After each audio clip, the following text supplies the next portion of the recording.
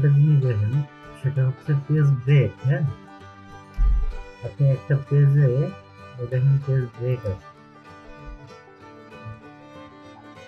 আপনি যদি পেজ ব্রেকে যান একই পেজে দুইটা অপশন চলে আসবে, মাঝখান দিয়ে ভাগ হয়ে যাবে।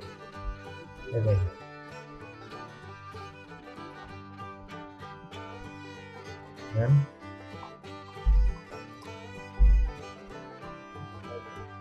হচ্ছে।